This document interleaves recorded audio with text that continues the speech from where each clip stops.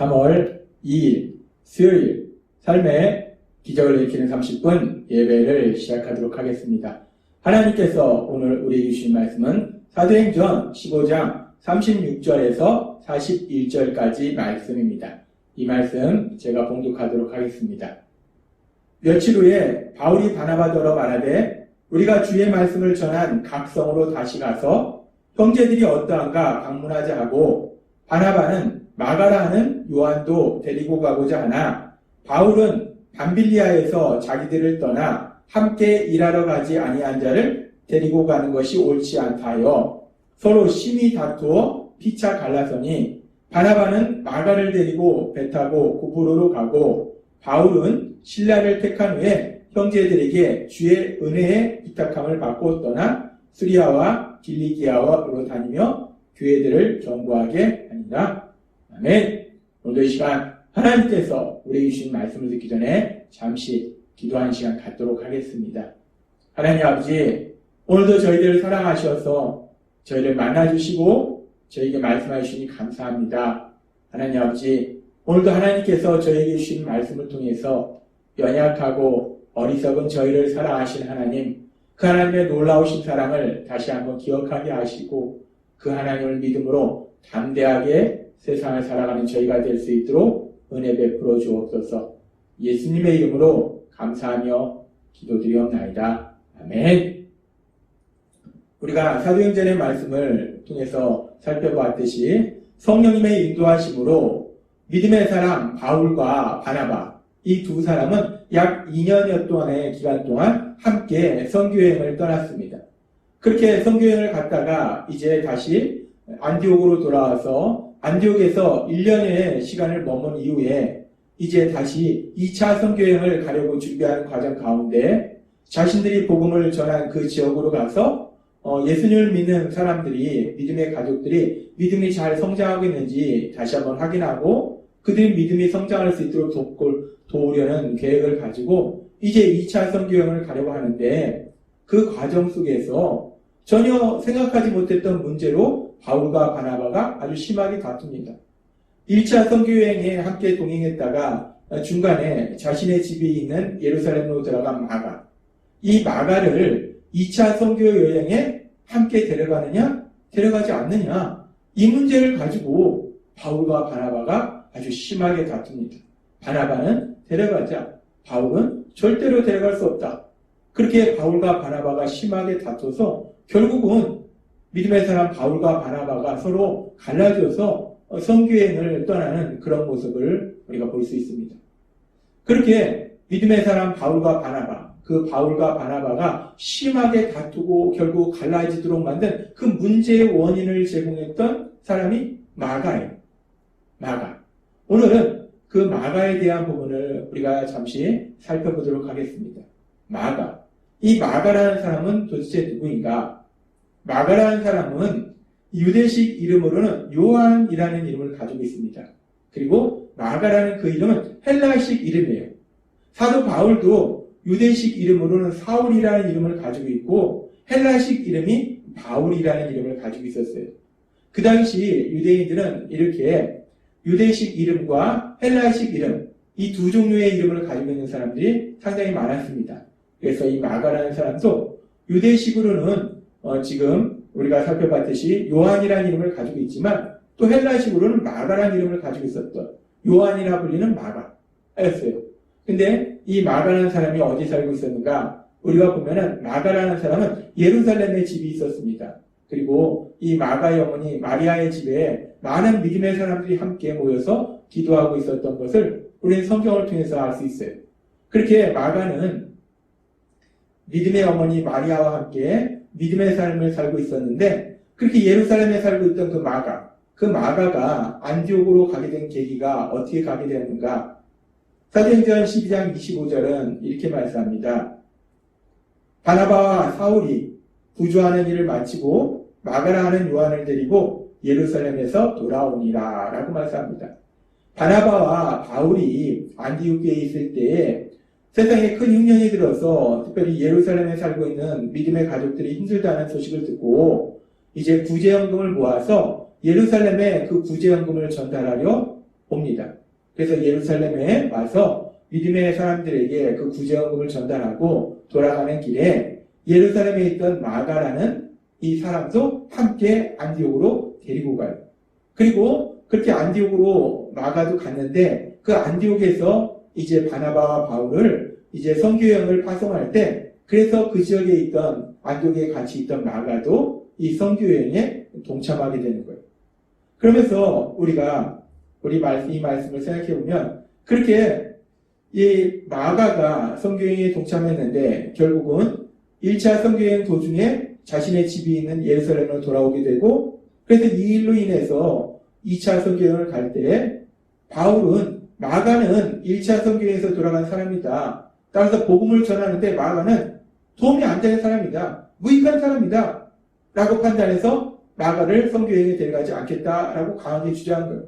마가는 지금 오늘 우리가 읽은 사도행전 15장의 말씀에 보면 바울은 사도행전 15장의 말씀에 보면 이 마가라는 사람은 선교에 복음 전파에 전혀 도움이 되지 않은 무익한 사람이다. 아무 쓸모도 없는 사람이다. 라고 평가했다는 거예요.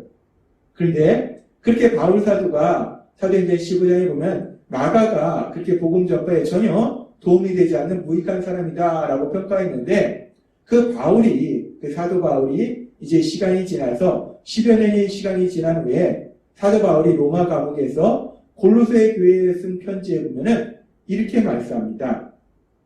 골로새서 4장 10절 말씀.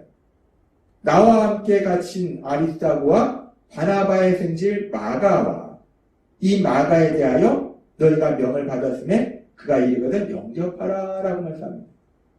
사도행전 15장에서는 마가가 복음을 전하는데 전혀 도움이 되지 않는다. 무익하다. 쓸모없는 사람이다. 라고 평가했는데 그래서 선교여행에 데려갈 수 없다. 라고 평가했는데 이 사도 바울이 10여 년이 지난 후에 마가가 자신과 함께 복음을 전하다 고난을 받고 있다라고 얘기합니다. 그러면서 골로새 교회 성도인들에게 그 마가가 가면 따뜻하게 영접하라라고 말씀한다는 거예요. 시간이 지나서 이 마가는 바울 사도가 복음을 전하는 데 있어서 아주 중요한 동역자 역할을 하고 있는 것을 우리가 볼 수 있어요. 그래서 비슷한 시기에 바울이 쓴 편지 이 빌레몬서에 보면은 빌레몬서 1장 24절에서는 이렇게 말씀합니다. 또한 나의 동역자 마가 바울이 마가를 나의 동역자다라고 말씀하고 있어요. 사도 바울은 마가가 사도 바울이 복음을 전하는 데 있어서 함께 사역하는 동역자라는 거예요. 그렇게 마가를 나의 동역자다라고 사도 바울이 표현하고 있더라는 거예요. 그러면서 이제 바울 사도가 죽음을 앞둔 시기에 쓴 디모데후서에 보면은 디모데후서 4장 11절에서 이렇게 말씀합니다. 누가만 나와 함께 있느니라 내가 올 때에 마가를 데리고 오라. 그가 나의 일에 유익하니라. 라고 표현합니다. 마가를 데려오라는 거예요. 마가가 바울의 일이 뭡니까? 복음을 전파하는 사역이에요. 하나님 나라를 확장하는 사역입니다. 마가가 그렇게 바울 사도가 하나님 나라를 확장하는 사역, 복음을 전파하는 사역에 아주 큰 도움이 된다는 거예요. 유익이 된다는 거예요. 바울 사도는 지금 고백하는 거예요. 사도행전 15장의 말씀에 보면 이 마가라는 사람은 물론 믿음이 있는 사람이었지만 1차 선교여행 당시에 무슨 이유에서인지 선교여행을 마치지 못하고 중간에 집이 있는 예루살렘으로 돌아가는 어떻게 보면 믿음이 연약한 사람일 수도 있어요. 근데 그런 마가가 이제 시간이 지나서는 바울의 동역자, 바울이 복음을 전하는 데 있어서 아주 큰 유익을 주는 하나님 나라 확장하는 데 있어서 아주 큰 유익을 주는 귀한 믿음의 사람으로 변화되어 있더라는 거예요. 그러면서 이렇게 마가가 귀한 믿음의 사람으로 변화됐는데 그래서 베드로 사도는 이 마가를 자신에게 아들이다 라는 표현을 씁니다. 베드로전서 5장 13절은 이렇게 말씀합니다. 택하심을 함께 받은 바벨론에 있는 교회가 너희에게 문안하고 내 아들 마가도 그리하느니라 라고 표현합니다. 베드로 사도는 이 마가를 내 아들이다 라고 표현해요. 영적인 아들이라는 거예요. 믿음 안에서, 예수님 안에서 마가는 내 아들이라는 거예요. 베드로 사도는 그렇게 이 마가를 아주 사랑했고, 마가를 아주 귀하고 존귀하게 여겼어요. 마가는 내 아들이라는 거예요. 내 영적인 아들이라는 겁니다. 이렇게 마가는 훗날 베드로 사도에게 영적인 아들 같은 그런 존재로 변화됐다는 거예요. 그래서 베드로 사도는 이렇게 영적인 아들과 함께 다니면서 복음을 전했고, 그래서 베드로 사도가 복음을 전하는 그 복음의 말씀을 들은 마가, 베드로 사도를 통해서 예수님의 탄생과 예수님의 사역과 예수님의 가르치심과 예수님의 십자가 죽으심 부활하심, 이 모든 얘기를 수없이 들었던 마가는 후에 이제 베드로 사도를 통해서 들었던 그 모든 말씀을 기록합니다. 그래서 예수님의 탄생, 예수님의 사역, 가르치심, 십자가 죽으심, 부활하심, 그 모든 것을 기록해요. 그래서 마가가 기록한 것이 사복음서 중에 하나인 마가복음서예요. 1차 선교여행 도중에 집이 있는 예루살렘으로 돌아갔던 어떻게 보면 연약한 믿음의 사람 마가, 이 마가가 이제 세상의 그 많은 사람들에게 예수님의 그 삶과 죽으심에 대해서 알려주는 그 복음서, 그 마가복음을 기록한 그런 마가복음의 저자로 하나님은 사용하시더라는 거예요. 그렇습니다. 마가라는 사람은 우리가 사도행전 15장에서 살펴봤듯이 바울 사도와 함께 1차 선교여행을 갈 당시만 해도 무슨 이유에서인지 선교여행을 마치지 못하고 중간에 집이 있는 예루살렘으로 돌아가는 믿음이 연약한 사람이었어요. 그런데 그런 마가가 이제 시간이 지나면서 그런 마가가 바울 사도, 그 사도 바울의 동역자고 사도 바울에게 또 하나님 나라 확장하는 데 있어서 큰 유익을 주는 사람이고 베드로 사도의 영적인 아들이고 더군다나 그 마가는 사복음서의 중에 하나인 마가복음을 기록한 저자로 하나님이 사용하시더라고요. 우리는 이 마가의 삶을 통해서 다시 한번 하나님의 그 놀라우신 역사하심을 볼 수 있습니다. 한때는 복음 전파에 전혀 무익한 사람이었는데 성령 하나님께서 계속해서 역사하심으로 인해서 이 마가가 복음 전파에 아주 유익을 주는 사람으로 변화되게 하는 거예요. 그런데 우리가 이렇게 마가가, 이렇게 믿음이 연약했던 마가가, 복음 전파에 무익했던 마가가 굳건한 믿음의 사람으로 변화되고 복음 전파에 유익한 사람으로 변화되는 그 과정을 보면은 그 과정 속에 성령 하나님의 크신 역사하심이 있다는 것, 성령 충만한 바나바를 사용하셨다는 것, 성령 충만한 바나바를 사용하셔서 마가가 이렇게 굳건한 믿음의 사람으로 변화될 수 있도록 하나님이 역사하신 것을 우리는 성경의 말씀을 통해서 볼 수 있어요. 우리가 사도행전 15장의 말씀에서 볼 수 있듯이 사도 바울은 마가는 복음 전파에 무익한 사람이다. 1차 선교행에서 돌아가지 않았느냐. 더 이상 마가는 선교행에 데려가지 않겠다라고 바울이 강력하게 주장할 때 그런 바울과 결국은 심하게 다투고 결국 갈라져서 선교행을 떠나면서 사도행전 15장 39절은 이렇게 말씀합니다. 서로 심히 다투어 피차 갈라서니 바나바는 마가를 데리고 배 타고 구부로로 가고 라고 말씀합니다. 바나바는 결국 그 마가를, 바울은 복음 전파에 전혀 무익하다, 선교여행 도중에 돌아가지 않았느냐, 그런 사람을 다시 선교여행에 동참시킬 수 없다라고 강하게 주장했는데 바나바는 결국 그 마가와 함께 선교여행을 떠나더라는 거예요. 마가가 비록 1차 선교여행 도중에 돌아갔지만 바나바는 그런 마가에 대해서 비판하거나 정죄하거나 질책하는 것이 아니라 그런 마가에게 다시 한번 기회를 준다는 거예요. 그런 마가에게 예수님의 사랑으로 그를 사랑하면서 다시 한번 그 마가가 복음 전파의 그 사역에 동참할 수 있는 그 기회를 다시 한번 주더라는 거예요. 그렇게 성령 충만한 바나바와 함께 하신 성령님의 역사하심을 해서 바나바를 통해서 마가에게 그 예수님의 크신 사랑이 전해질 때 결국 마가는 그렇게 성령님의 역사하심을 해서 바나바를 통해서 전해진 그 예수님의 한없는 사랑으로 인해서 마가가, 믿음이 연약했던 마가가 믿음이 굳건한 사람으로 변화되는 놀라운 역사가 일어나더라는 겁니다. 우리는 오늘 이 말씀을 통해서 마가와 바나바의 삶의 모습을 통해서 다시 한번 성령 하나님의 역사하심과 예수님의 사랑에 대해서 우리가 생각해 볼 수 있어요.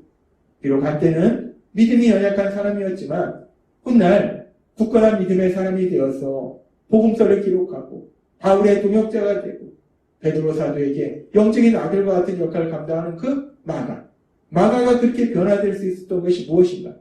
마가를 그렇게 변화시킨 것은 결국 성령 하나님의 역사하심이라는 거예요. 성령 하나님께서 바나바를 통해서 마가를 예수님의 사랑으로 사랑하시니까 예수님의 사랑이 그 삶 속에 넘치니까 결국 마가가 그렇게 변화되더라는 거예요. 그것은 마치 예수님 믿는 사람들을 강력하게 박해하던 사도 바울이 다마섹 도상에서 예수님을 만나니까 그 예수님의 사랑을 체험하니까 180도 그 인생이 바뀐 것처럼 그렇게 마가도 변화되더라는 거예요. 그렇습니다. 성령 하나님은 사람을 변화시킨다는 거예요. 마가를 변화시킨 성령 하나님, 바울을 변화시킨 성령 하나님.